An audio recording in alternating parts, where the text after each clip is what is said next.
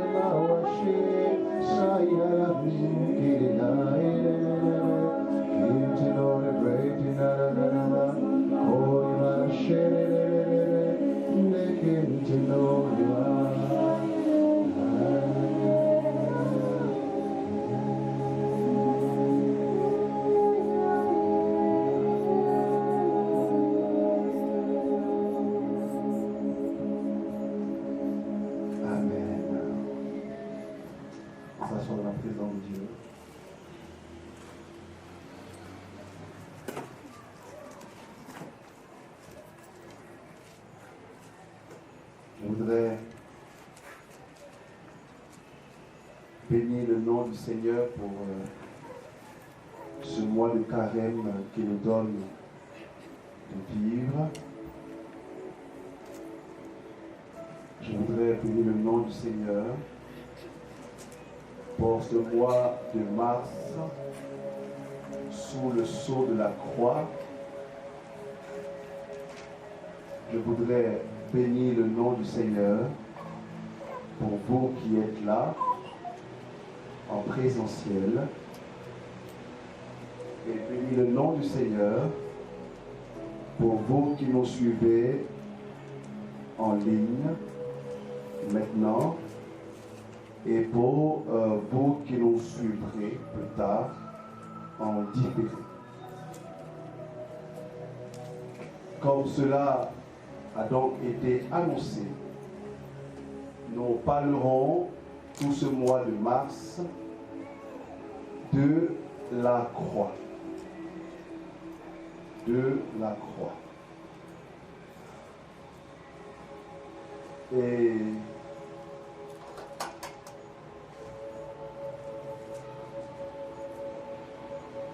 comme je le souhaitais pour tous les enseignements sur l'intériorité, je prie de tout mon cœur que le Seigneur parle à vos cœurs et qu'il vous instruise réellement.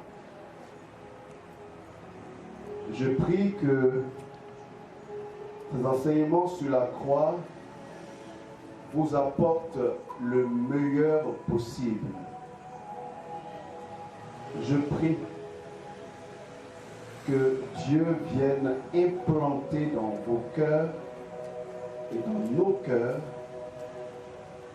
cette puissance qu'est la croix.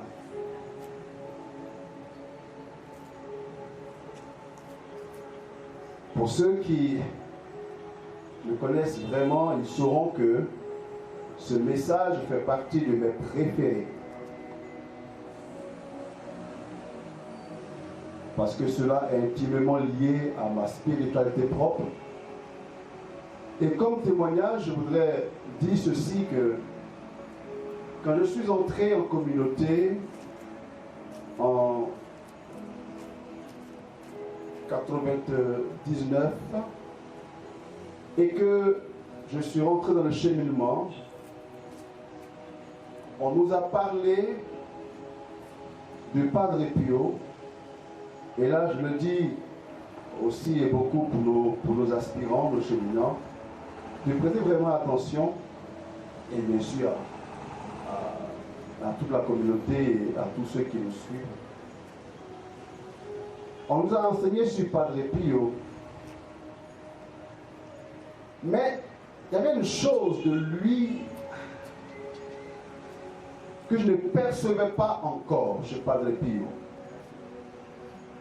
Je savais que ce qu'on disait de lui était vrai, mais il y avait une chose qui me concernait de lui que je n'avais pas encore perçue.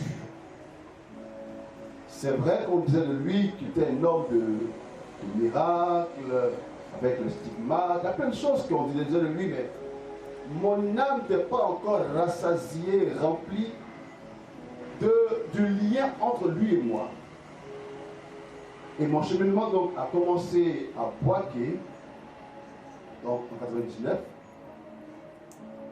Et c'est ici à Korogo en 2005, donc 6 ans plus tard,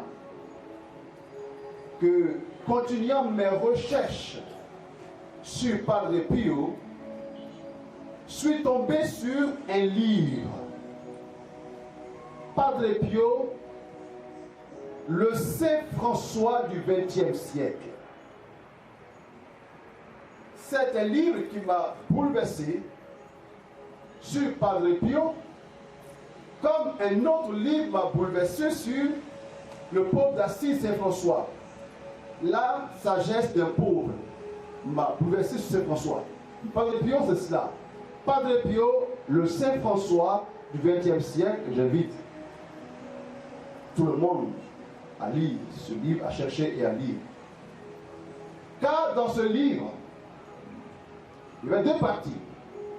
Une partie consacrée à une brève biographie de Padre Pio, et l'autre partie était consacrée aux souffrances que Padre Pio avait vécues toute sa vie.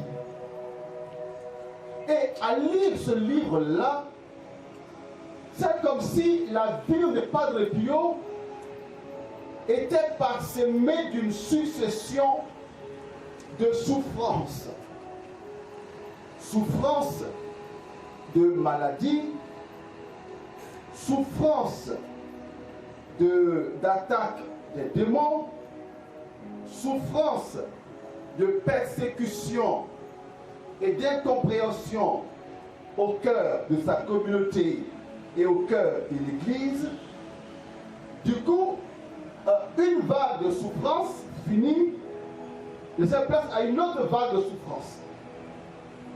Et de toutes ces souffrances, Padre Pio n'avait jamais osé se plaindre.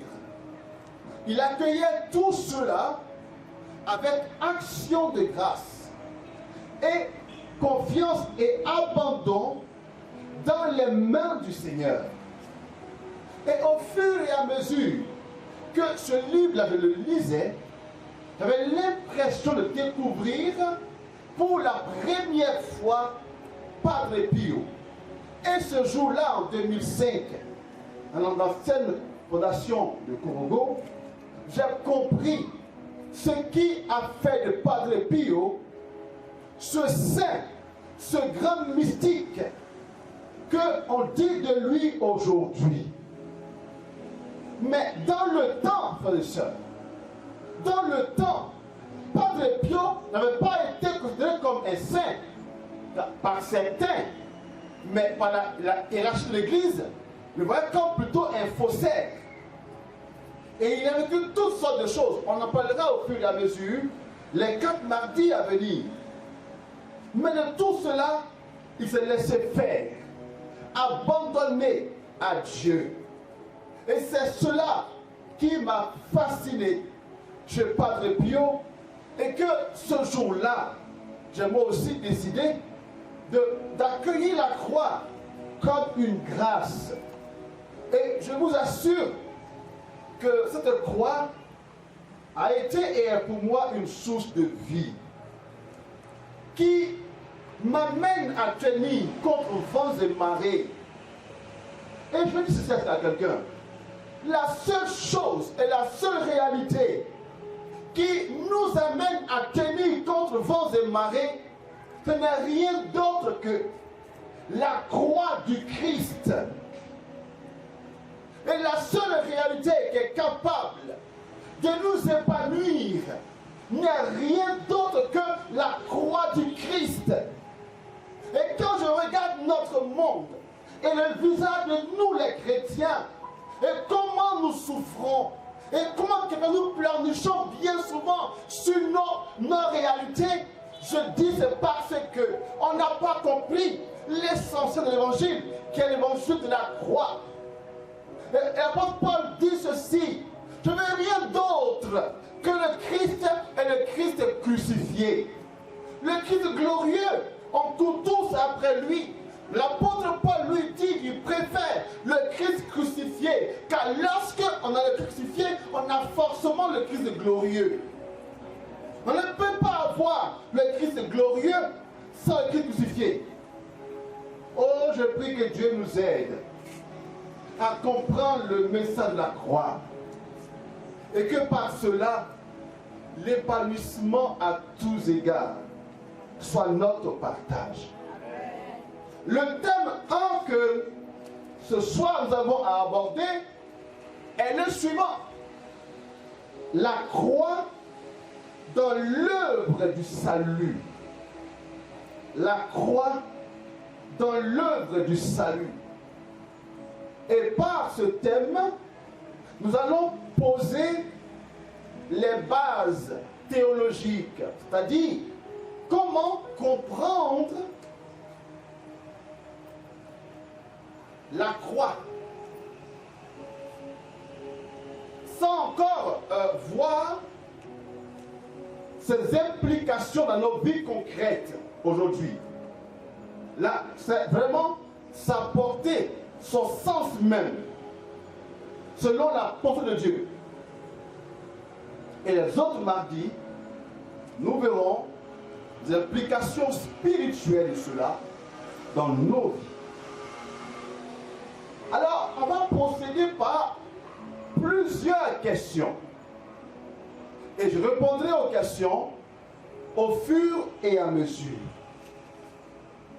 Et je crois que pour comprendre l'importance et le sens de la croix, nous avons à avoir à l'esprit une référence importante, Luc, le chapitre 9, les versets 18 à 22, qui nous aidera à poser une problématique importante que maintenant on va lire. Luc 9, 18 à 22.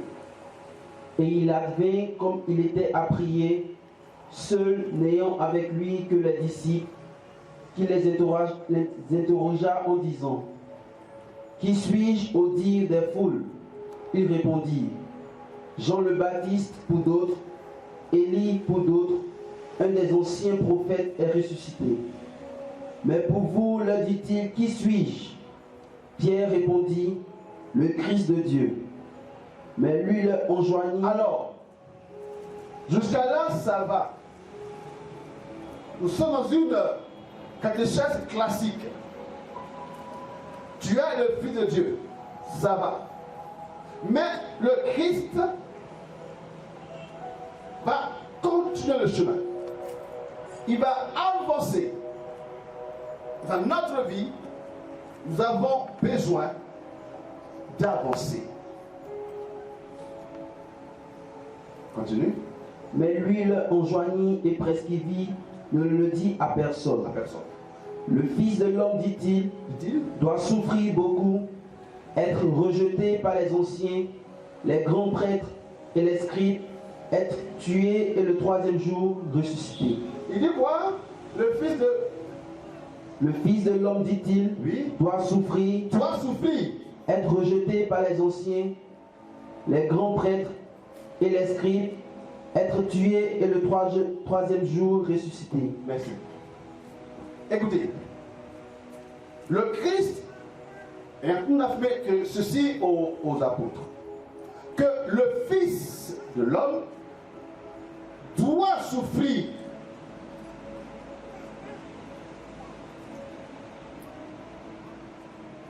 Il doit souffrir, il doit mourir. Et le Christ lui-même le redira au fils de Maïs en Luc 24, verset 26. Esprit lent à comprendre. Fallait-il pas que le Fils de l'homme souffrit?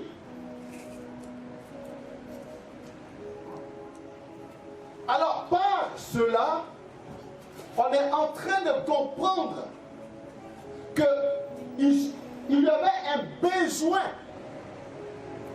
de souffrance dans notre salut. Le Christ est en train de dire, semble-t-il, qu'il y avait un besoin de souffrance, de douleur dans le salut des hommes. Alors, la question que maintenant je vais poser, est-ce que absolument il fallait donc la croix, donc la souffrance comme moyen de salut de l'homme? Ce sont des vraies questions théologiques qu'on pose maintenant avant d'aller plus loin. Est-ce que vraiment il fallait absolument que le Fils de Dieu souffre douloureusement ainsi pour que l'homme soit sauvé? La réponse, c'est non. Parce que dès qu'on dit qu'il n'y a pas d'autre moyen pour Dieu, ça limite déjà Dieu. Dès qu'on dit qu'il fallait absolument, donc pour qu'on affirme qu'il n'y a point d'autre moyen, il n'y a pas, ne pas. Dès qu'on attribue à Dieu le ne pas, on enferme Dieu. Or, en Dieu, mes frères et sœurs, il n'y a point de ne pas, car tout est possible à Dieu.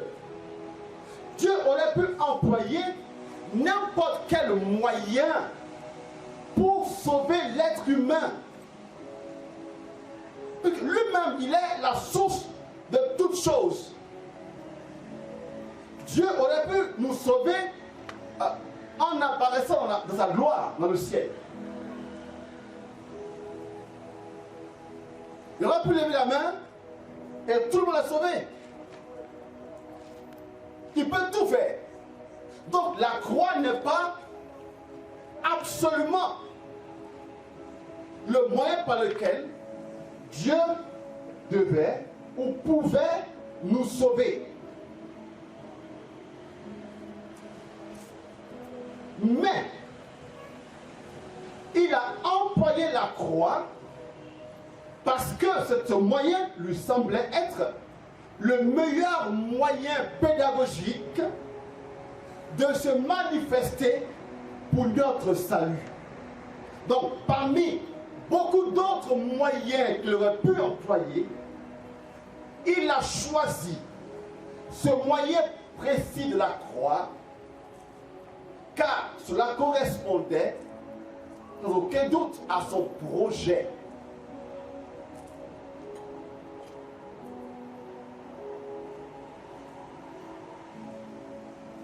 Mais alors, Seigneur, pourquoi, alors que tu aurais pu choisir d'autres moyens, tu as pris ce moyen-ci de la croix, ce moyen de la souffrance? Il fallait que le Fils de l'homme souffrit. Pourquoi? Est-ce que Dieu aime-t-il la violence et la douleur? Voici l'autre question qui a été au cœur de grands débats théologiques. Pas maintenant, il n'y a plus là, mais il y a un siècle déjà, un siècle de grands débats théologiques au plus là. Est-ce que Dieu aime la souffrance? Est-ce qu'il fallait que, justement, il y a eu cette conception théologique-là, sans laquelle la justice de Dieu ayant été offensée, donc Dieu ayant été offensé, il fallait un sacrifice sanglant et douloureux pour l'apaiser. Voici une mentalité théologique qui avait eu lieu dans le peuple. Et pendant longtemps, l'Église a pensé cela. Il fallait qu'il y ait quelqu'un qui souffre. Et aujourd'hui encore, certains le pensent. Malheureusement. Mais nous, catholiques, on n'en est plus là. Surtout quand on entend taper Jean 12, 27.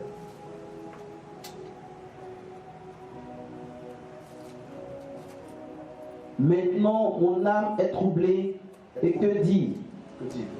Père, sauve-moi de cette heure.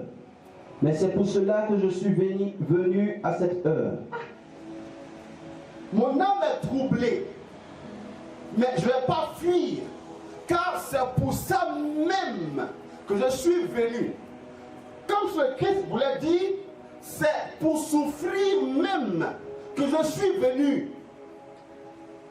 C'est la même prière qu'il a adressée à Dieu dans Matthieu 26, 39, quand il dit à son Père, s'il est possible que tu éloignes de moi la coupe, fais-le, mais non pas selon ma volonté, mais selon ta volonté. Or, justement, Jésus est mort douloureusement. Donc, ça veut dire que sa volonté était qu'il souffre ainsi. Donc, est-ce que le Seigneur est un Dieu qui se nourrit de la douleur, de la violence, de la souffrance? Quelquefois, on peut le penser. Surtout quand on lit l'Ancien Testament. Quand on lit cela, on pense qu'il y a peut-être deux dieux. Et Esther Marcion a dit cela. Il y a le Dieu d'avant et le Dieu de maintenant. Car celui d'avant est un Dieu qui est très violent, très méchant. Et à cela, frères et sœurs, j'aime dire ceci, faisons attention à notre lecture de la Bible. Car la Bible n'est pas toujours ce que nous pensons qu'elle est. Car la Bible ne dit pas toujours ce que nous pensons qu'elle dit.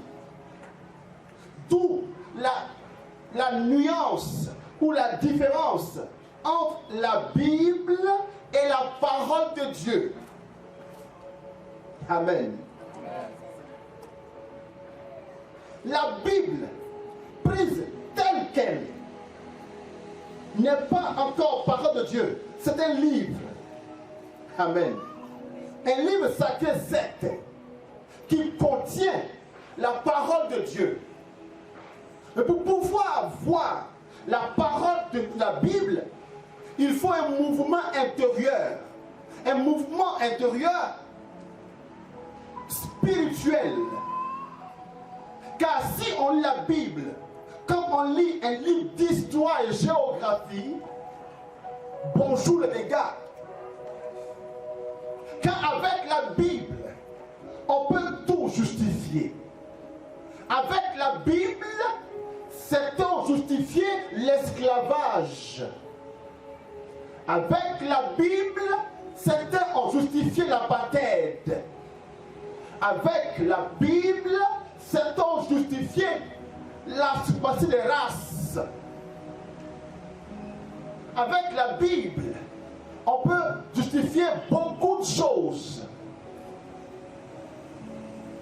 Donc, lorsque dans la Bible, on parle d'un Dieu violent, un Dieu coléreux, et je pense qu'un jour, je vais faire sur ça un séminaire pour expliquer comment aborder la Bible et voir que la Bible est beaucoup plus un livre de catéchèse qu'un livre scientifique.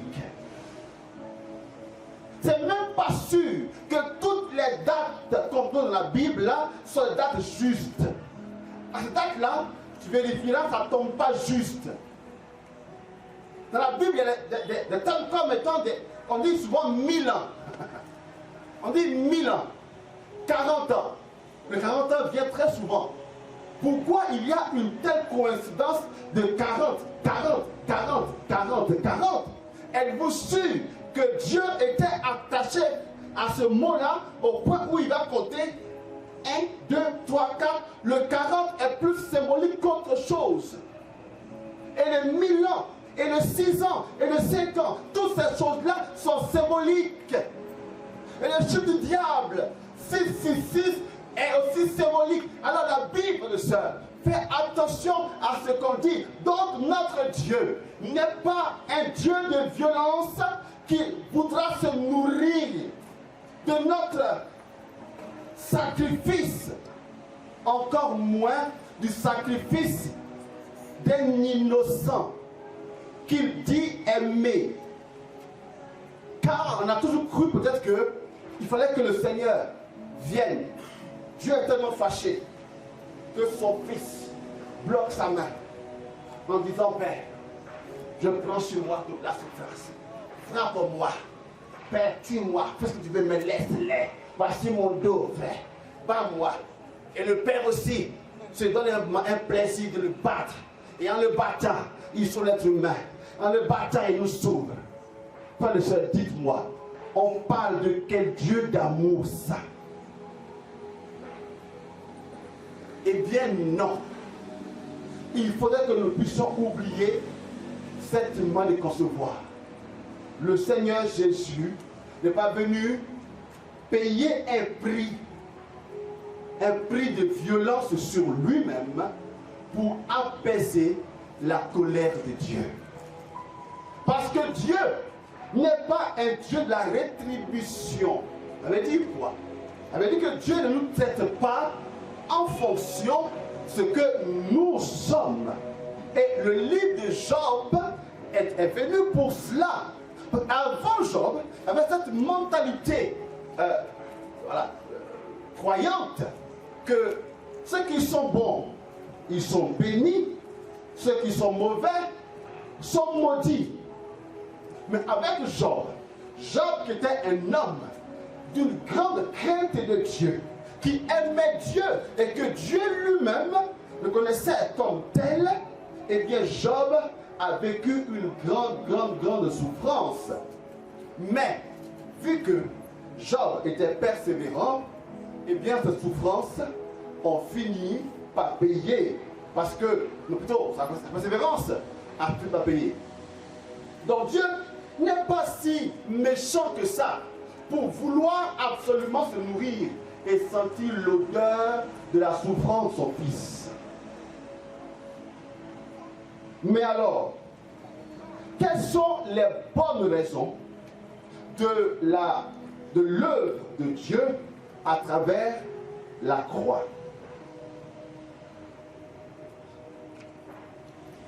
Mais avant encore de répondre à cela, il y a une autre question. Mais mon Père, si tu dis que le Seigneur n'est pas venu pour apaiser la colère de Dieu, comment comprendre toutes les prophéties d'Ésaïe éventuellement, où on annonce que le Messie va souffrir. Comment comprendre cela? Ça a été dit, ça s'est accompli. Eh bien, à cela, je réponds ceci. Une prophétie ne dit pas forcément ce que Dieu veut. Une prophétie peut aussi dire ce qui pourrait arriver, et même en dehors de ce que Dieu veut. Ça annonce un fait futur. Une prophétie. Ça annonce un fait futur. Et le fait que les prophètes annoncent que le Messie va souffrir ne veut pas dire que cela est dans la volonté de Dieu que le Messie, que le Christ souffre. Frères et sœurs, Dieu n'a pas envoyé son Fils sur la terre pour qu'il souffre.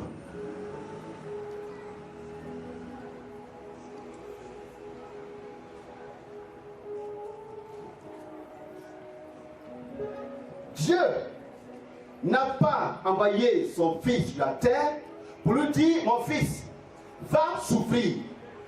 Non. Le Père a envoyé son Fils sur la terre pour que le Fils vienne révéler l'amour du Père à toute l'humanité. Voici la mission. Révéler le Père, montrer que le Père, et montrer combien Dieu nous aime. Jean 3, 16. Car Dieu a tant aimé le monde qu'il a donné son Fils unique afin que quiconque croit en lui ne périsse pas, mais ait la vie éternelle. Voici la mission de Jésus-Christ. Pas pour mourir, pas pour souffrir, mais pour nous sauver, pour nous montrer combien Dieu est amour envers nous.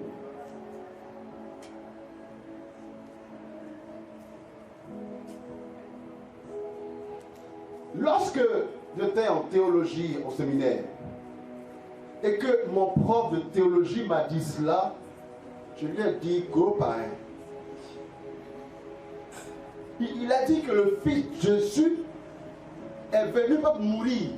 Il dit, mais comment il peut dire ça? C'est la différence entre les prêtres charismatiques et les prêtres bizarres. Un prêtre païen comme ça, comment il peut dire ça? Alors que toute la Bible dit qu'il va souffrir. Oui, il a souffert, c'est vrai. Mais pas parce que le Père le voulait. La mission de Jésus était de nous révéler l'amour du Père. Et donc, mon Père, dans ce cas, pourquoi la souffrance alors? Et pourquoi la croix?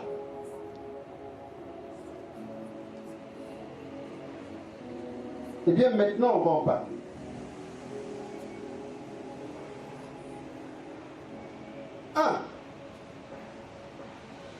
Le Christ a souffert la passion jusqu'à mourir à la croix en raison de l'hostilité ambiante dans laquelle il a été envoyé. Amen.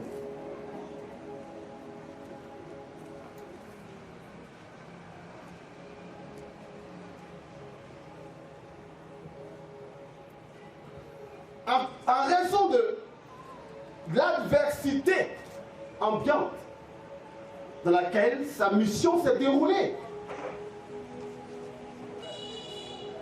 Écoutez, si on sait que dans tel pays, ils n'aiment pas les chrétiens là-bas, ils sont hostiles aux chrétiens, et qu'on m'envoie en mission là-bas, dites-moi, est-ce qu'il faut une prophétie pour savoir que les choses pourraient mal se passer là-bas? On sait que dans tel coin là, ils n'aiment pas les chrétiens. Là-bas, ils sont bizarres. Et on dit, toi, va en mission là-bas. Si là-bas, on me tue là-bas, Est-ce parce que Dieu l'a voulu? Une question que je pose. C'est l'ambiance. C'est l'hostilité ambiante, justement, qui l'a amené, justement, et l'a confronté à la souffrance. Ce n'est pas Dieu qui a créé une situation de souffrance. C'est l'environnement. Le contexte est hostile. Frères et sœurs, la lumière jaillit dans les ténèbres et les ténèbres ne l'ont pas reçue. Il y a une confrontation entre lumière et ténèbres.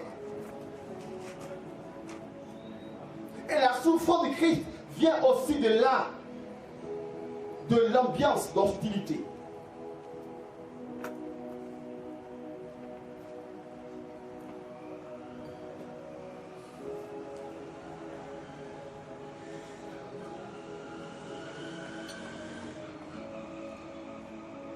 Et à cause de cette ambiance d'hostilité, les êtres humains ont commis un crime. Le crime d'avoir tué le Fils de Dieu. Mais ce crime-là a été employé autrement par la bonté de Dieu. Cette hostilité a été employée autrement par le Seigneur. Et il y a au moins 5 ou 6 éléments que ce crime odieux a permis à l'œuvre de Dieu d'employer pour le salut de l'homme. Et maintenant, on va indiquer ces points-là qui manifestent la puissance de la croix. Le Christ, confronté à l'adversité, à la souffrance, au refus des gens, eh bien, il a vécu cela de manière positive. Et c'est ça qui, pour nous aujourd'hui, devient source de vie et de salut. Et voici les quelques points. Il y en a tellement, on prendra que quelques 5 points qui nous aideront à comprendre l'importance là, justement, de ce que Christ a souffert à la croix. 1. La croix est le signe de l'amour véritable de Dieu. La croix est le signe de l'amour véritable. Pas que l'amour, mais l'amour véritable. Et ce thème véritable est très important. Car n'est véritable que ce qui a été vérifié, éprouvé. Une chose est véritable que quand elle est éprouvée, elle est vérifiée. Or, la croix, justement, est le lieu où l'amour de Dieu a été vérifié, éprouvé. Comment?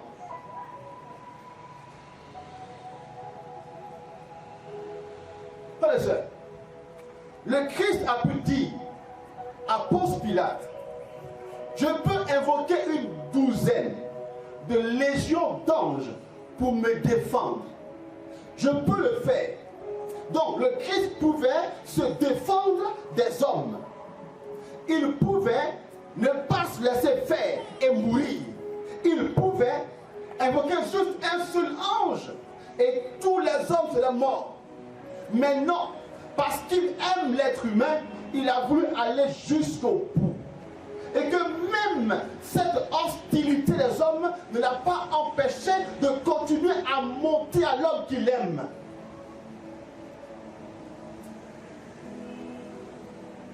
Pour vous ou pour moi, notre amour s'arrêterait là où commencerait une adversité. Des gens que moi je veux sauver, que je veux aimer.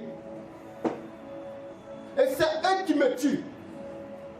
Mais ça là, qu'est-ce qu'on peut faire pour eux encore? Imaginez-vous, comme la défense, le moine et le scorpion. Le moine qui veut aider le scorpion. Le scorpion qui le pique. Qui le pique. Mais lui, le scorpion, il ignore que le moine veut le sauver. Mais moi, je le laisse. Je dis, mais attends, montre-toi le scorpion. Mais le Christ, lui, ne laisse pas l'homme se noyer. Malgré cette adversité, il va jusqu'au bout et se laisse tuer pour montrer jusqu'où il est capable d'aimer. Donc la croix, dans la souffrance, vient vérifier, vient prouver que Dieu nous aime. Amen.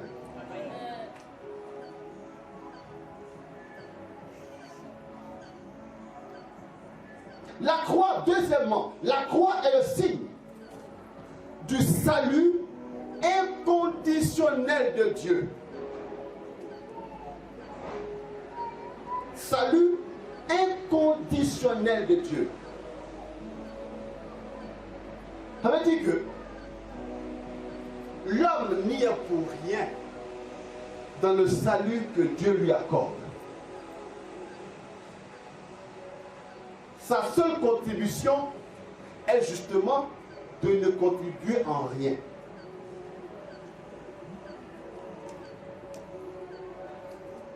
Non seulement l'être humain ne contribue en rien à son salut, mais l'être humain devient même encore pire qu'avant. Car tu vas tuer celui qui veut te sauver. Imaginez-vous pendant la guerre, pendant une guerre, il y a des blessés. Et puis on conduit un blessé au seul médecin qui est là. D'accord? Et le soldat voit le médecin qui, lui seul, peut le sauver. Et puis il tue ce médecin-là, qui est le seul à vous sauver, qui le tue. Mais bizarrement, ce maître que tu accordes à ton médecin, c'est ça qui te sauve. Enfin, bon.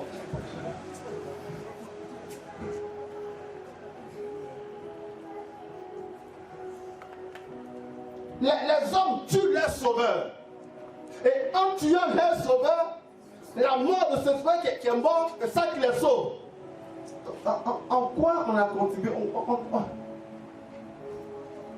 C'est un salut donc gratuit.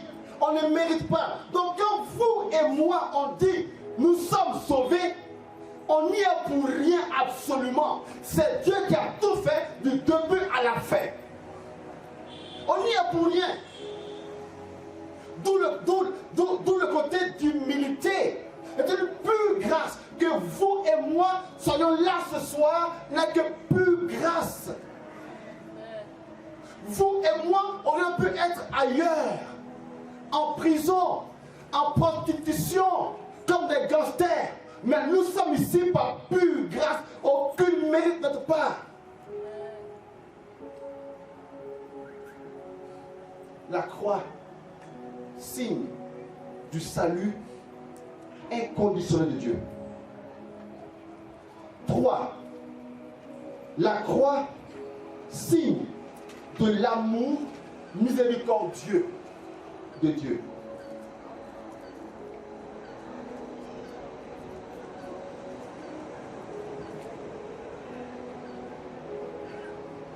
Écoutez, comment comprendre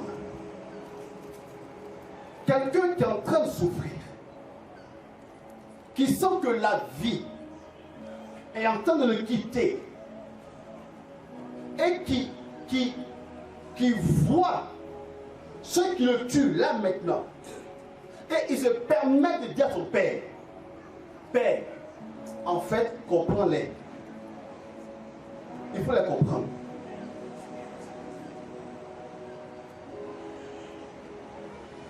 Père, comprends-les. C'est pas leur faute. Ce qu'ils font là, c'est pas exprès. En fait, ils ne savent pas ce qu'ils font. Comment ils savent? Attends, mets-toi un peu à la place de Jésus. Pour bien comprendre l'importance, mets-toi à ta place. Au quotidien, on a ça, non? Au quotidien, on a des trahisons. Au quotidien, on a des gens qui veulent nous détruire. Au quotidien, partout, en famille, en communauté, au travail, partout il y en a. Partout il y en a. Et toi, quelqu'un te veut du mal. Et tu oses dire, non, mais c'est, en fait, il ignore ce qu'il fait. C'est tout. Ça montre justement que Dieu nous aime d'un amour qui dépasse nos natures.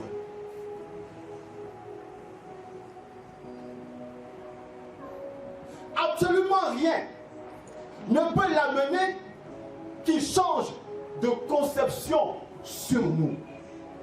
Et c'est ça la miséricorde. Aimer par-dessus tout. Je ne l'aime pas parce qu'il est bon. Je l'aime tout court. Et quand on aime, le regard demeure le même. Et là, je le dis à des fois, on peut ne pas avoir la même affinité, mais le regard demeure le même. Et le Christ, à la croix, il montre que son regard est impossible de changer. C'est le même regard qu'il pose sur l'être humain avant la croix, pendant la croix et après la croix.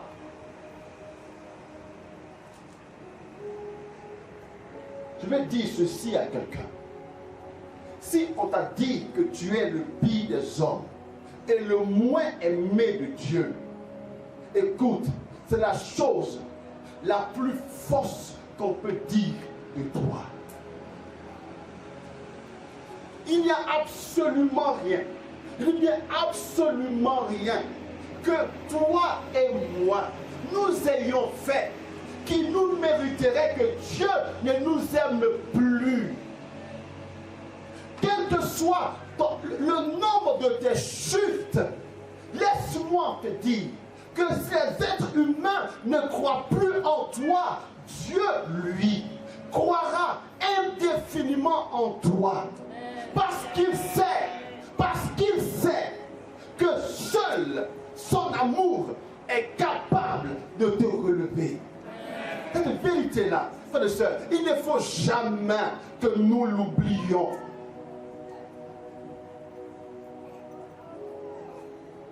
1, 2, 3.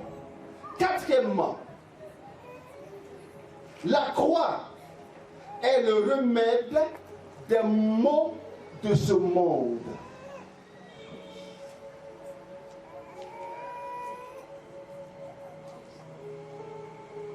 La croix comme remède.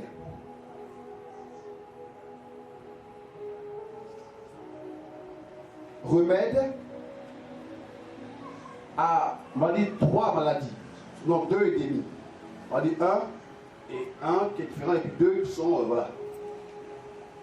Le premier mal du monde que guérit la croix, c'est le péché. Voilà. Qui est le mal spirituel. Qui est le mal qui est de nous éloigner de Dieu, de sa volonté.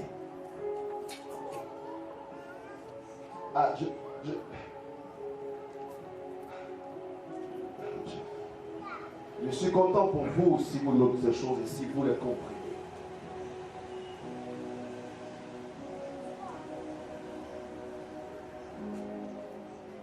Le Christ nous guérit du péché. Pourquoi? Parce que le péché dans le monde est entré à cause de la désobéissance d'Adam et Ève. Et le Christ, lui, obéit à son Père jusqu'au bout.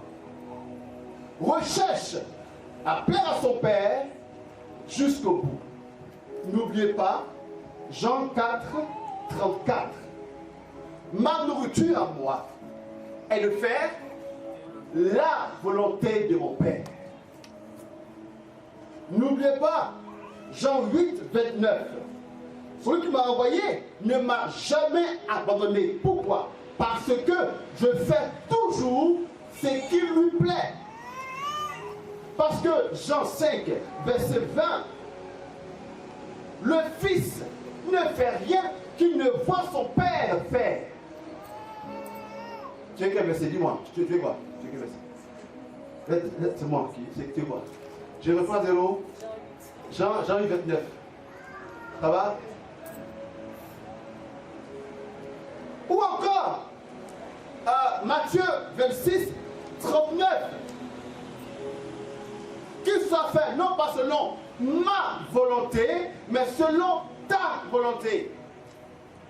Donc, le Christ était constamment tourné vers son Père, vers la volonté de son Père. Il a obéi à son Père jusqu'au bout. Il ne voulait rien pour lui-même. Et on va le redire, mais en Philippiens 2, du Dieu qu'il était lui-même, du Dieu qu'il était. Ou plutôt, on laisse Philippiens pour après. Hébreu 5, 8. Du Fils de Dieu qu'il était, il a appris l'obéissance lui-même. Il a appris à obéir à son Père. Et il a obéi, et même par la souffrance ne l'a empêché. Même la croix ne l'a pas empêché. Oui, comme un vrai homme, il a eu peur. Comme toi et moi, on a peur de la souffrance. Toi et moi avons peur de l'humiliation. Personne ne dit ici, moi, j'aime être humilié. Non, personne n'aime ça. Personne n'aime être humilié. Donc lui aussi, il avait eu peur de la souffrance à venir. Il dit, Père, s'il est possible que tu me sauves, frère, vraiment, ça m'arrangerait. Mais, même là encore, qu'il soit fait selon ta volonté, car je refuse que même la souffrance, même l'humiliation, je le redis, et les 3 autres matins, je le redirai, même l'humiliation n'a pas fait reculer le Seigneur. Frères et sœurs, je vous parle de vie mystique, je vous parle de vie mystique. Même l'humiliation, la vie chrétienne normale se vit dans l'humiliation.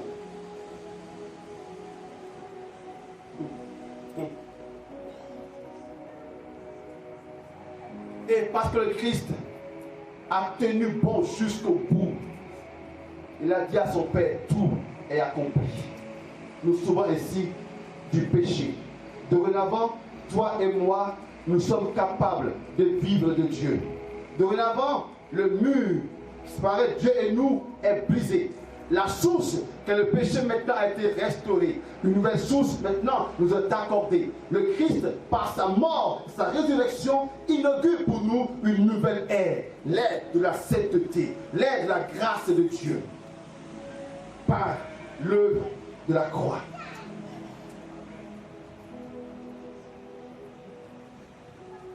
Les autres mots dont il nous sauve,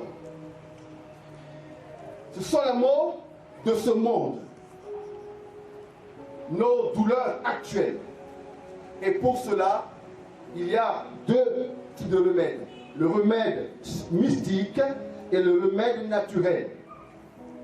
Le remède mystique à nos maux est contenu dans cette déclaration que par ses meurtrissures, nous sommes guéris. Parce qu'il a été meurtri, on peut guérir mystiquement. Par les prières, Dieu nous guérit de nos maladies. Par les prières, nous sommes délivrés des démons. Par les prières, nous sommes délivrés de ceux qui nous oppressent. Ça, c'est le remède mystique. C'est bon ou pas ça? C'est bon? Pas bon? Est-ce qu'on a compris le sens de remède mystique?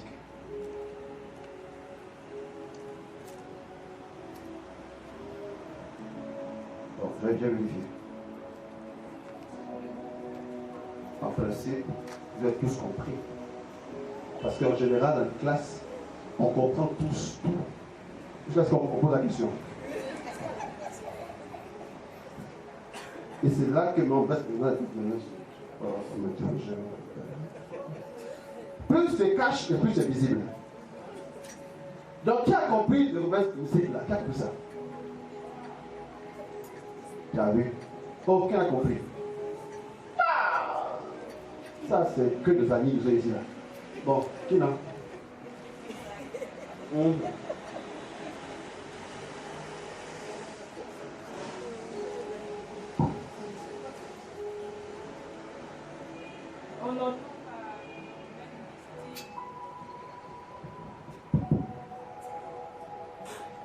Nous notons par le remède mystique le fait qu'on dise par ces meurtrissures nous sommes guéris.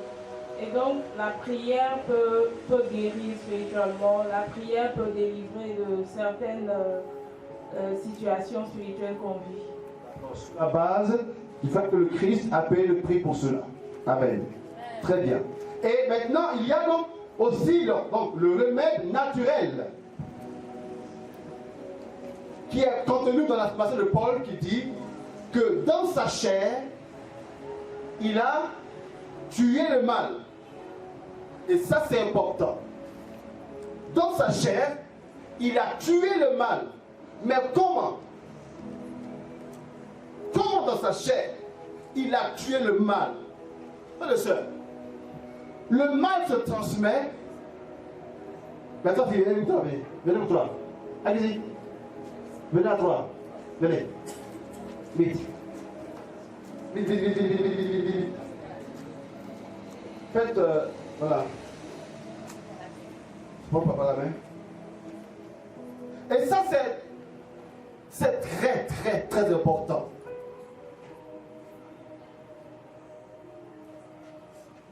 Ici, il y a Adam, c'est moi.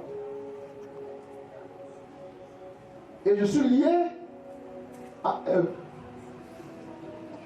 Et puis avec elle maintenant, il y a Caïn et puis Abel et puis les autres. Moi, le courant m'a attrapé par le péché.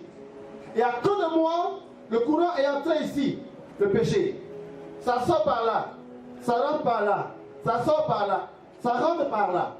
Dites-moi, qu'est-ce qu'on peut faire pour que le courant ne passe plus d'un à l'autre? Il faut qu'il y ait une rupture, une rupture ici. Le courant qui passe de moi à là-bas, s'il n'y a plus rien qui relie ici à là, ça s'arrête là. Et le Christ, frères et sœurs, mais pourquoi le mal passe de l'un à l'autre? Parce que quand on me fait du mal, je lui fais du mal, elle fait du mal, qui elle-même fait du mal, qui elle-même fait du mal, qui elle-même est fait, et on fait, et on fait. Sauf que le Christ, lui, il est venu, on lui a fait du mal. D'accord? On lui a fait du mal à le Christ. Et le Christ, il a refusé de transmettre ce mal à l'autre. Il a refusé de continuer à être canal du mal. En lui, il a accueilli le mal et il est mort avec cela. De sorte que le mal n'est plus passé de lui à personne.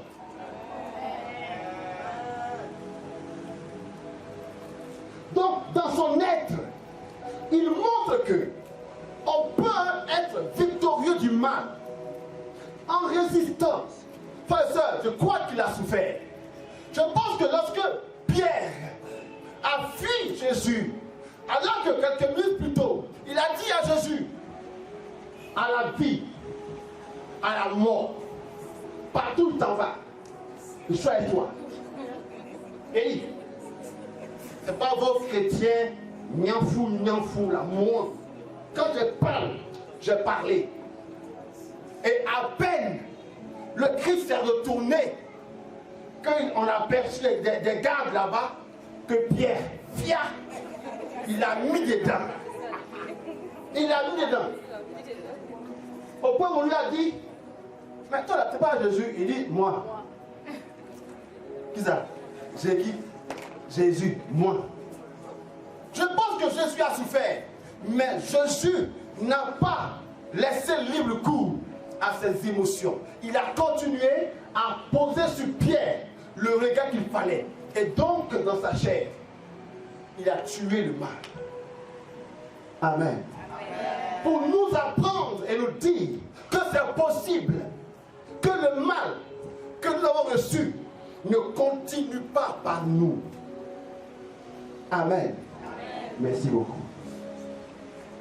Et enfin, c'est un remède que vous et moi laisserons le mal circuler, le mal continuera. Et une dernière chose que je vais dire sur la croix est que la croix est le signe de la kénose. K-E-N-O-S-E.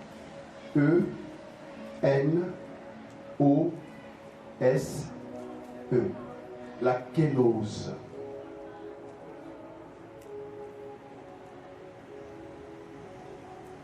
Philippiens 2, versets 6 à 11.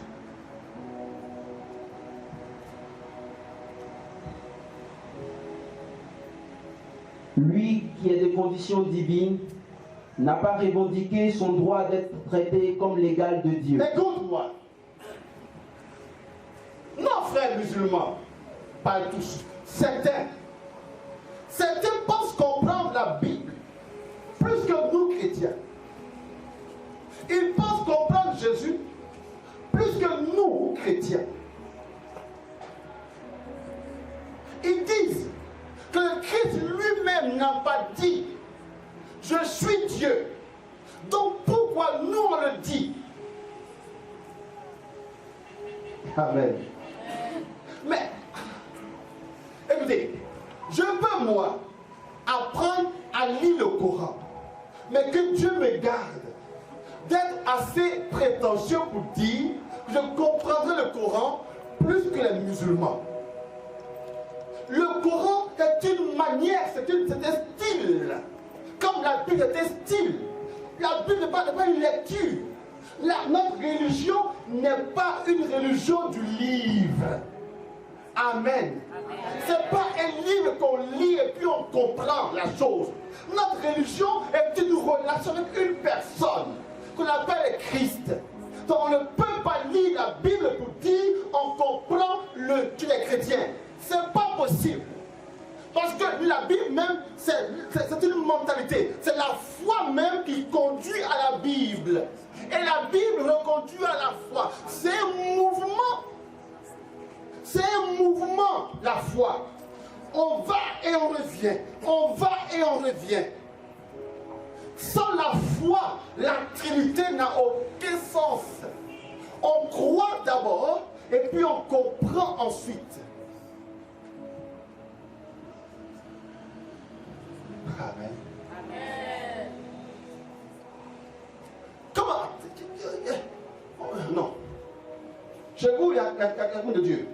Il y a un Dieu. Il est comment? Non, il y a Dieu qui est Père. Puis il y a Dieu qui est Fils. Et puis Dieu, Esprit Saint. Hein? Donc, il y a combien de Dieu? Il y a un. Aïe. Tu dis, il y a Dieu Père, non? Et puis, il y a Dieu Fils, non? Et puis encore, il y a un autre. Dieu Esprit, non? Donc, puis, il y a 3 personnes divines. C'est ça, non? Bon, écoute-moi. 1. Et puis 1. Et puis 1. Ça fait 3. Non! Ça fait 1. Aïe! Pourquoi? C'est comme ça. C'est comme ça. Amen. Et ça là, comment vous voulez que moi et un musulman puisse débattre ça là? Comment ça là? Comment on va débattre ça? Dites-moi, puis il y a des gens qui perdent leur temps. Allez s'asseoir. Pour ça. Allez, ils prennent le temps de s'asseoir et puis de discuter. Mais le jour où le musulman va comprendre ça, il n'est plus musulman. C'est catholique. Quand on aussi, c'est pour s'asseoir avec l'évangélique pour dire je suis Marie. Marie est vierge. Non, elle n'est pas vierge. Si, elle est vierge. Non, si.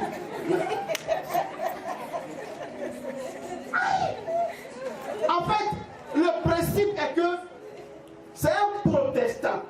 Elle dit que lui, sa vie là, c'est de protester. Tu comprends, non? Il proteste. Le jour où il ne proteste plus, il est maintenant catholique. Donc attends-le sur toi tranquillement. Qu'un jour il vienne. Mais tant qu'il proteste, il ne faut pas te fatiguer de. Et les débats, on ne fait pas.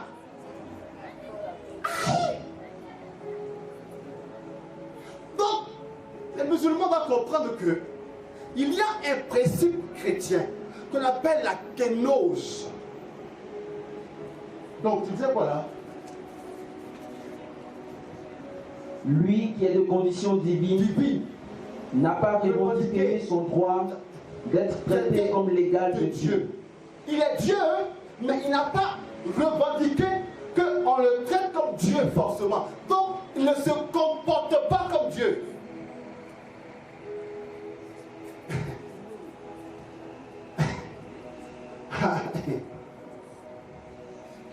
Amen. Donc, quand on dit bon maître, il dit mais Dieu c'est le bon. Et quand eux ils prennent ça, ils disent hey. Le Christ dit, lui-même dit que ce Dieu est bon, donc il n'est pas Dieu.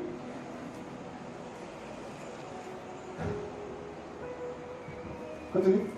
Mais il s'est dépouillé. Il s'est dépouillé. Ah. Prenant la condition d'esclave. Il s'est dépouillé. Le verbe grec par lequel on dit dépouiller, c'est kenoo. K-E-N-O-O.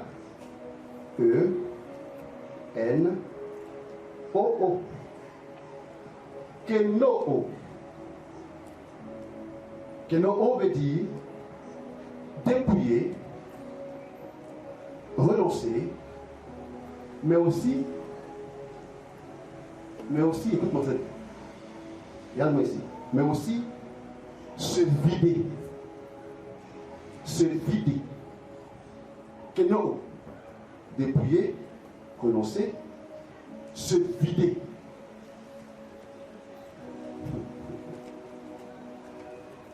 Excusez-moi. Est-ce qu'on comprend que Dieu, ce Kenoo, se vide de sa divinité? Waouh! Mais il se vide en continuant à l'être. Est-ce qu'on me comprend? Est-ce que vous comprenez ce que je dis là? Qu'est-ce que tu dis?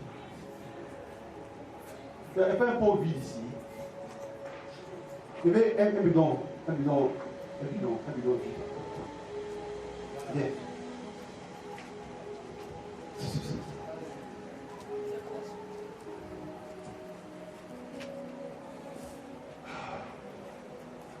Ce bidon a été kénoosé de son eau.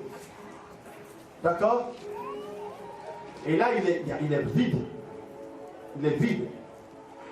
Mais Dieu, lui, il s'est vidé. En même temps, il est dedans encore.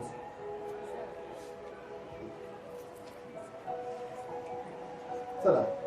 Tu veux comprendre ça là? Non, ça là, tu comprends ça? Tu comprends ça là? Dites-moi si tu comprends ça.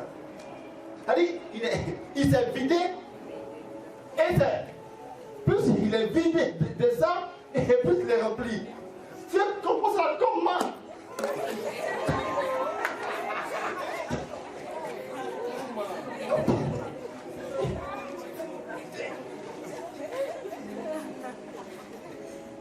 C'est bon, regarde ton bouteille.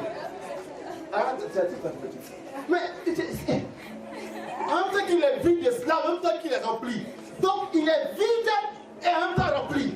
Et c'est ça Dieu, frères et sœurs. La kénose. Il remplit le monde. Mais quand le monde le voit, c'est comme s'il n'est pas là. D'où que d'autres disent, où est Dieu même? Si Dieu est là, pourquoi? Si Dieu existe, pourquoi? Parce que Dieu ne s'impose pas. Sa nature est une nature kénotique. Une nature qui, en même temps qu'il se dévoile, il se voile. En même temps qu'il se manifeste, il est disparition. Et pour le percevoir, il faut une attitude intérieure, d'humilité, de foi pour le saisir. Mais quand le saisir, il te rend en même temps et tu es toujours en tête de Dieu. La kénose et sœurs. Tu ne peux pas comprendre. Donc, l'attitude la plus grande devant ça, c'est quoi? C'est sa majesté. Sa majesté. Tu ne peux pas comprendre cela. Et la croix est ce lieu-là, frères et sœurs. Ce Dieu costaud, puissant, par qui tout advient, il fait ça et ça existe en 6 jours. Il a tout fait. Et là, ce Dieu, il est là, tout fragile, tout nu, abandonné de tous et de tout. Et l'être humain, le pique. Waouh! Et la seule chose qu'il dit, le lâche père, il ne sait pas ce qu'il fait. Waouh! Ce Dieu-là, on doit le respecter. Et je veux dire merci à ce Dieu pour ce qu'il est pour nous. Et dis merci à Dieu pour la croix. Alléluia. Qui nous aide à comprendre cela.